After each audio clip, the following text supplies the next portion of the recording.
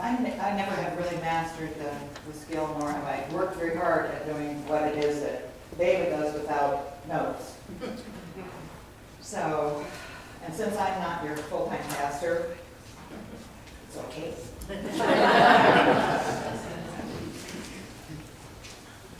I know if I were, I would have, what was it, Art Evans. I think that's what they told David, that he couldn't use notes. And he was not used to it, so. This is on, right? Yes. Okay, and you can hear me well. Very well. Thank you. For those who don't know who I am, my name is Mary Harris, and I'm an ordained clergy member of the Presbyterian Church. And as proof that St. Francis welcomes everyone, I'm here.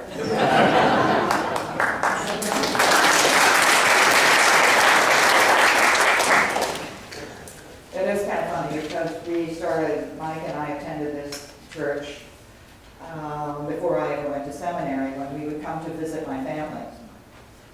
And it was a place we were told to come. We were told to come here. Like 3 different locations in the United States, people, 3 different locations. So we were here before I went to seminary. So I'm a second career person who went fighting, kicking, screaming into this life of ministry. And partly because, as the Matrix points out, I was living in illusion. I was living in illusion. And the truth was really hard to accept. I am really excited to be here.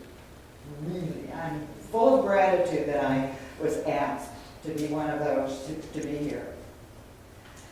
Now, The Matrix is a dark, scary kind of film with violence in it.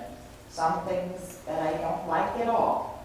This was a movie I wasn't really crazy about the first time I saw it, and I thought, I'm not going to see the sequels, forget it.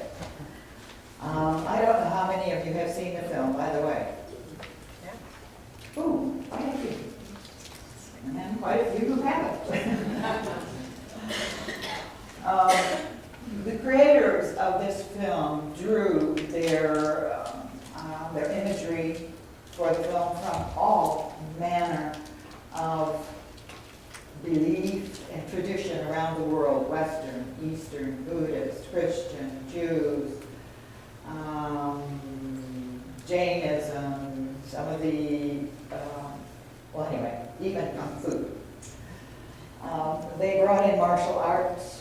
They brought in the hero's journey of Joseph Campbell, the mythology behind all of that as well.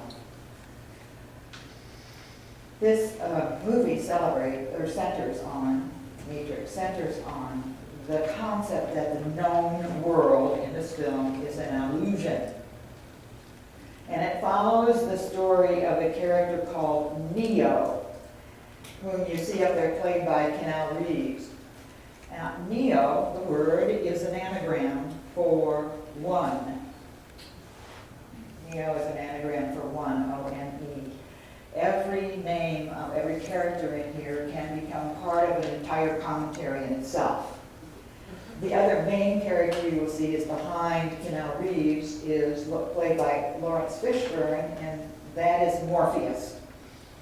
And Morpheus is like the seer, the one who knows something no one else knows, who knows way too much. And in this film, if you want to make Christian theology out of this, Morpheus would be God, Neo would be Jesus, birth, death, and resurrection, and Trinity, who's on the right, who is the spirit of love. She is the one who knows because it's love that tells her, not because it's the mind. It's love. All his life, Neo has felt that something just wasn't quite right with the world around him, and the explanations that people gave him just didn't fit. And as the story unfolds, we learn that the people think that it's the year 1999, which is in fact the year this film was made. Before 9/11, before a lot of stuff has happened to us. Everyone that we see in the film believes so far, not these characters, but everyone else in the film believes that it's 1999. But it's not. In reality, It is the year 2199.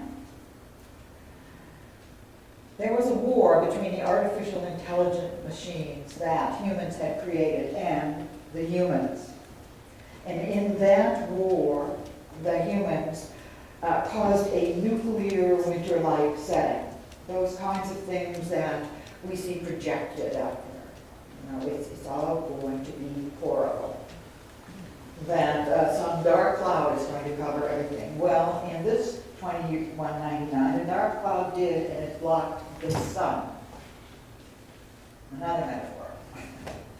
The sun, in fact, was what was providing the artificial intelligent machines their energy.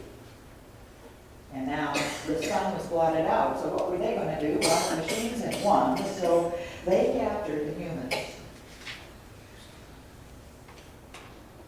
And they made slaves of the humans. And they farmed people as biological and bioelectrical energy for the machines. Now, a lot of this is pretty gross stuff. So I wasn't real thrilled about this. I had, carry on, Mary. The humans are kept in an unconscious state in pod-like containers plugged into a central computer. Okay? The computer program stimulates the brain. Now, if it weren't for the brain, we wouldn't know that these things were here that we could touch and smell and hear and feel. The warmth of the sun. The real job is moving what's in the brain here. They say the biggest job for faith and for churches is to move you from here to here, to get you out of your head all the time. Well, that's where people were. They were only in their heads. They were these pod-like containers. So it deceived them into believing that they were living a normal life. Eating, sleeping, working, and interacting together. It's very hard to wrap your mind around that kind of thing. The movie's core theme examines the idea that people can be blinded to the truth about their existence, unable to know any better. They search, but they're unable to see the truth through the illusion that the world portrays. Now, we could talk about a lot of illusions, I think. The illusion of our educational system and what I don't know about kids today, but I know about what I was taught and what the rules were. And I had a friend who said, I went to Roman Catholic schools and the nun told me if it was a question, it was a sin. Illusion, talk about illusion. Those must be Roman Catholics chuckling out there. Oh, Reformed. Poor folks.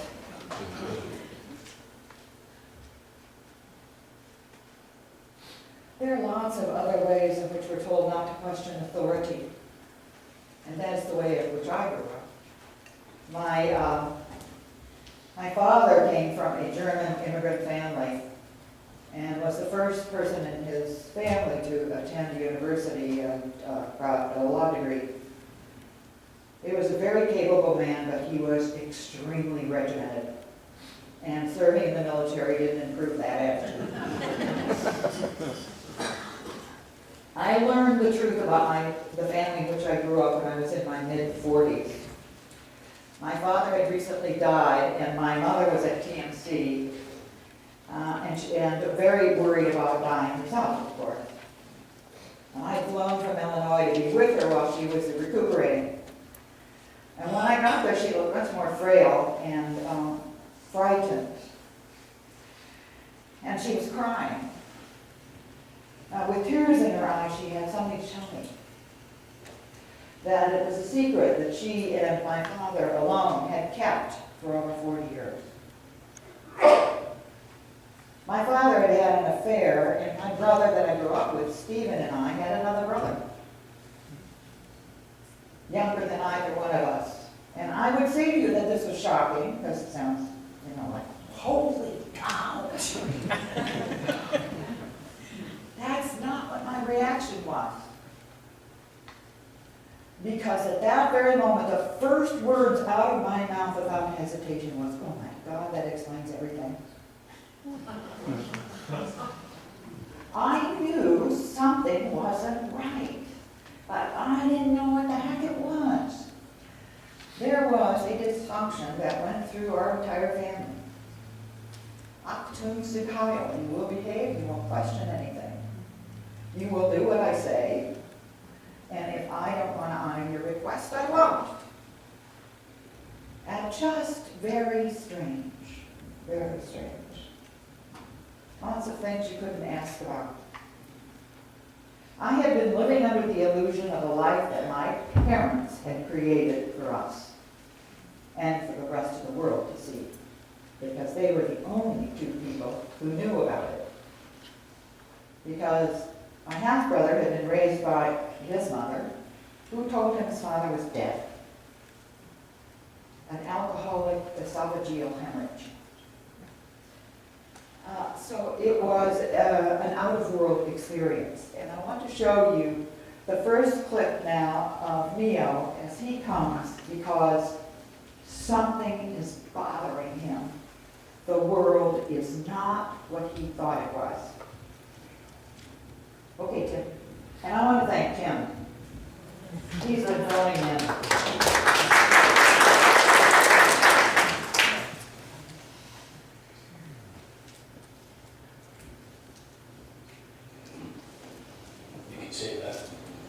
I can see it in your eyes. You have the look of a man who accepts what he sees because he is expecting to wake up. Ironically, this is not far from the truth. Do you believe in fate, Neil? No, Why not? because I don't like the idea that I'll not be controlled by life. I know exactly what you mean.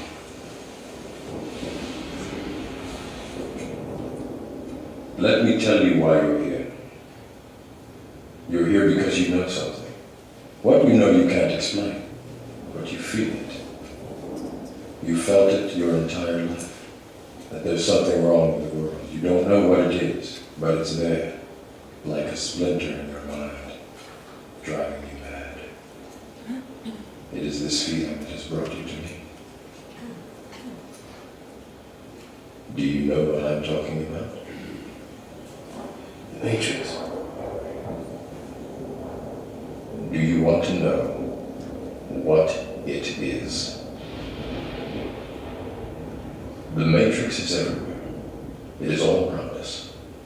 Even now, in this very room. You can see it when you look out your window or when you turn on your television. You can feel it when you go to work, when you go to church, when you pay your taxes. It is the world that has been pulled over your eyes to blind you from the truth. What truth? That you are a slave, Neo.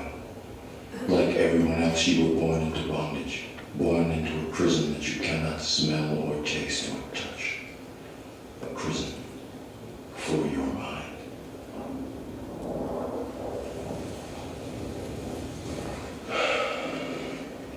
Unfortunately, no one can be told what the Matrix is. You have to see it for yourself.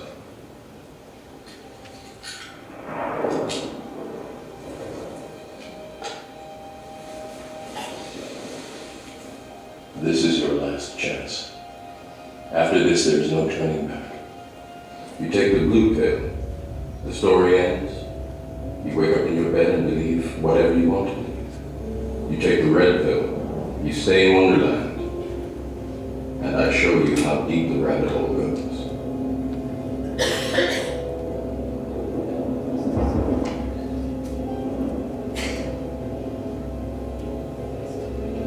Remember, all I'm offering is the truth, nothing more.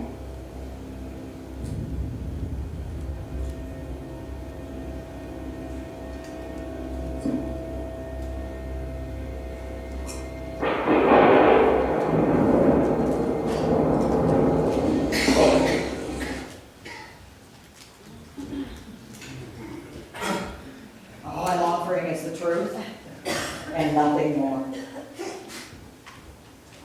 And in this particular world, in this film, the truth is a really hard reality. He offers Neo the choice to go down the rabbit hole or return to life as he has known it, which is, for heaven's sakes, a heck of a lot easier when someone else tells you what to do.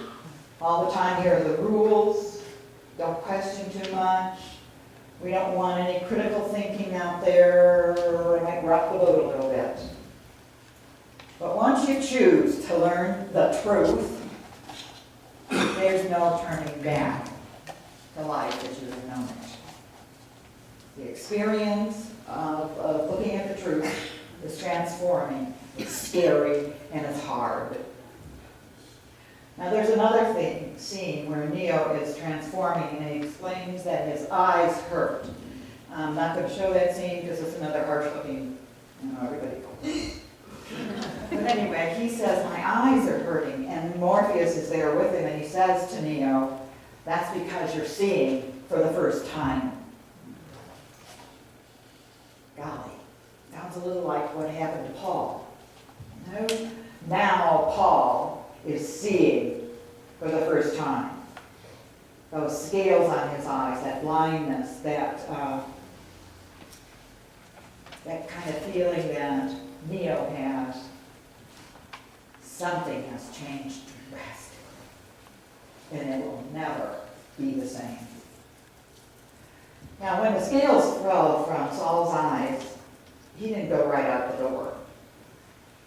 He was seeing for the first time, and there were people there with him, and they baptized him, and he ate as well. And he was with his disciples for several days, is what the scripture tells us. So he was becoming accustomed. Well, from the time we see Neo at this point in the film, taking the pill, a whole bunch of stuff happens, and a whole bunch of people are with him during the transformation that was taking place. It didn't happen like that. Now, I was seeing for the first time too, and as I began sharing my story, I realized that there are people who do not want to hear the truth in any form. Try listening and talking about politics these days. During one of the times when people were asking what I'd learned from my family and my experience, I was describing this with some women friends of mine I've known for a long time. And one of my women friends became visibly upset. I don't know, I'm shaking my head, and she said, I don't want to hear this. I don't want to hear it. She started walking away. I don't want to hear any of this. And she literally walked away while the rest of the women stood around. Now, I will never know to this day, I know this woman, what it is that took place in her life that made it so difficult for her to hear any truth from anybody else, let alone ask about her own truth. I don't know. It's not my business to pry into that. But I'm sad for her. But how about St. Francis? Now, Liz Fembris got up here last week, and she talked about what's going on in the, what do you call it, General Assembly? Is that what? I'm sorry, we have a different word. General Conference. General Conference. We call ours General Assembly. Sorry. At her General Conference. And Liz was visibly distressed. You could feel the anxiety and the anxiousness and the almost the it was distress. And there is an illusion that is part of this denomination's name, and it is the word united. And seeing this reality had Liz pretty scared. That the denomination across the world is not united. And you could see the pain in her description of what was taking place at the convention. And I'm not of the Methodist rules and orders and stuff, but I sure can feel it because the Presbyterians went through it. However, we were not dealing with the entire world. We were only dealing with the church in the United States of America and Canada, you know, the safer places of the world, I call them. So it wasn't as difficult for the Presbyterian Church to, at last, come to a decision to allow responsible rules to arise among congregations. What happens here in seeing this reality in the church was scary for Liz, but it requires nothing less than telling the truth, which is what she did. It calls for an heroic transformation. That's what it calls for. And that's what's taking place here, too, by the way, as you're moving from what you had been to what your vision, hopefully, is of what you will be. That heroic transformation, however, requires that you have to believe. You have to believe. Are we at the right spot on that film? Okay.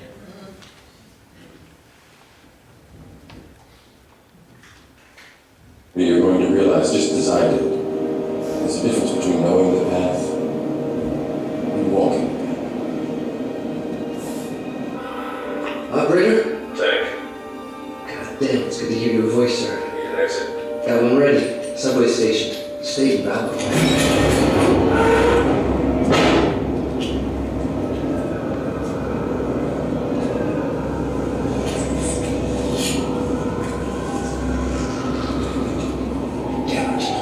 The trace was completed. We have their position. Sentinels are standing by.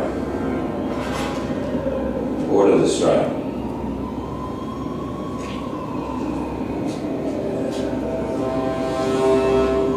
They're not out yet.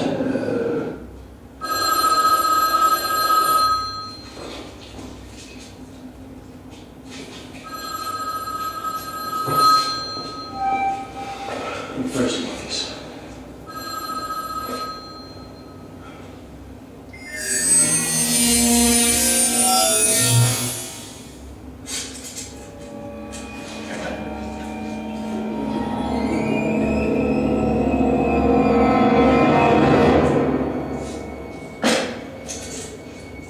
Neo, I want to tell you something.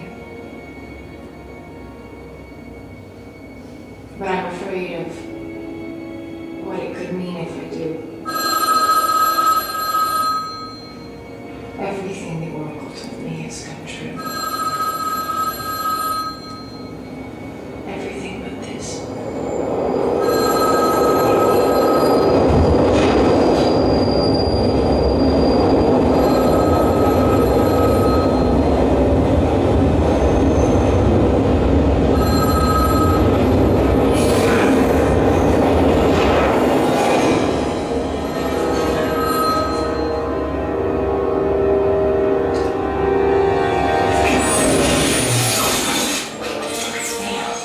What the hell just happened? An agent, you have to send me back. I can't. Mr. Anderson. Run, Neo, run.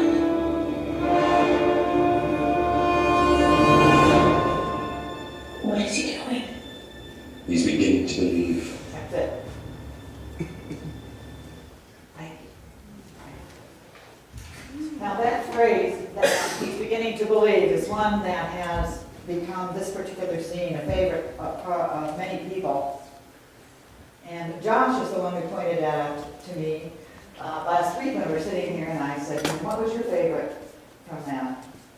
And he said, "This is the scene when Neo says, Morpheus says, he's beginning to believe." Now, this is toward the end of the film, so the work of transformation has been ugly and difficult and confusing, and it's hard to know what is real. If you're watching this film, you go, okay, what's real, what's an illusion here? Bleh. I gotta watch this. do want to say something. Once you begin to believe, once you see the truth. In the adult ed class at 10:30 last week, Marcus Borg and John Shelby Spahn spoke of how unique the message of Jesus was. Jesus was unequivocal about transformation. Unequivocal. It wasn't just about everybody getting baptized like John the Baptist was doing. Father, Son, and Holy Ghost. No. This was a true transforming experience. He didn't just want to change the message of the rabbis, the Levites, the Sadducees, priests. He wanted to transform the message. His message of nonviolence meant that he was willing to face the consequences of that choice to the point of dying on the cross. You notice Jesus never slugged anybody. And there have been people I went to just give a little jab. Well, more than a jab. And raising children, anybody who's raised a child knows you hold yourself in and you say, oh my God, what a trying experience is this.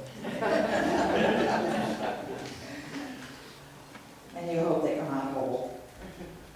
And you hope they come out whole. But no one else went to battle for Jesus either. The consequences of non-violent life were Dr. Martin Luther King Jr. Not a perfect man, but a non-violent life. Wow, Gandhi, for Pete's sake. I mean, the names just roll off your tongue if you start to think about them. Non-violent life means that you may suffer violence and you may suffer death as a result of leading a non-violent life. What's significant about truth-telling and transformation is that a lot of people don't want anything to do with it. Nothing. And Jesus told the 12 what to do if you encounter those kind of people. People that don't want to hear the message. As you're leaving their town, you wipe the dust off your feet as an insult to them.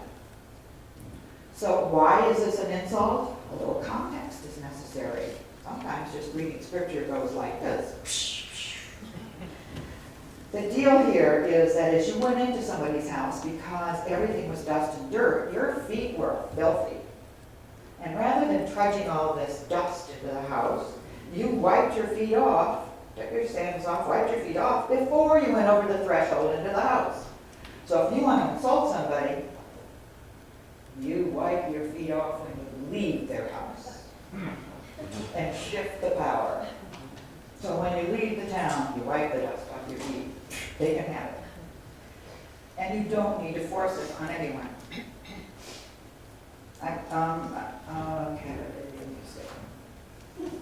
This was an article about truth, and I thought was really very good. It's about, we're all so busy having short-term gratification that it's hard to look at the long-time value. And we're afraid to speak the truth because we find it offensive when we hear it. And those who speak the truth often are called harsh, rude, uncaring. This just didn't happen to us, by the way. Our culture has put us in a place these days where it's okay to have whatever opinion you want to have. All I'm here to say, that's not okay. Say what you believe and mean it. And don't apologize for it and say, oh, it's okay if you have a different opinion. You must know your truth and be able to speak it. Don't say, well, I feel this way, but, maybe you feel a different way. That's equivocating at the highest level. Now, I'm not a fan of guns. My mother had a rifle, and she shot ground squirrels and stuff, so they wouldn't bother her birds. And I'm sure my father had a gun in the Second World War, and I learned how to shoot a rifle when I was a kid, but I don't want a gun. And there are a lot of people I know that I don't want to have guns. Maybe some of you are in this room. So I'm unequivocal about that, and I'm not going to apologize for it. As a people of faith, we have to make a conscious and even heroic choice to straighten out this situation. As Morpheus said, all that's being offered here is nothing more than the truth. The truth and nothing more. The choice is ours. Remember this, the butterfly is a